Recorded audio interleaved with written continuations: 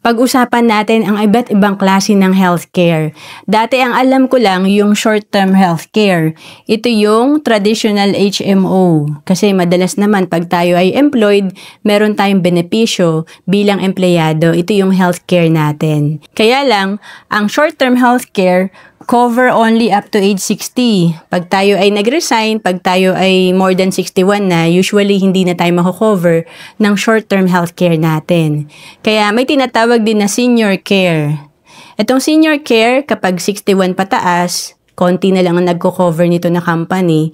Ito yung pwede natin magamit kahit senior citizen na tayo. Pero syempre dahil senior na tayo at late na, ito ay mahal na.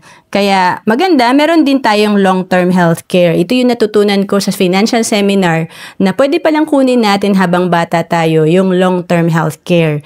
Ito yung tinatawag na health savings account. Pwede pala yun na habang bata tayo, nag-iipon tayo, and pwede natin gamitin as healthcare. And ito ay 7 years to pay lang, 20 years maturity. And of course, ang kagandahan dito, kahit na beyond 60 ka na, kung meron ka pang health savings account or long-term healthcare, meron ka pang healthcare na magagamit. At kapag nag-retire ka na, meron ka pa ring healthcare. Kaya importante, meron din tayo nito. At simulan natin habang bata pa tayo para insurable pa tayo. Kaya naman noong 2012 nung nalaman ko na may long-term healthcare, nagsimula agad ako sa Kaiser. Ang Kaiser, dito bukod sa may healthcare ka, meron kang investment at meron kang life insurance. Again, ito ay 7 years to pay lang, 20 years maturity. At kung OFW ka, pwedeng-pwede ka sa Kaiser. We have online application.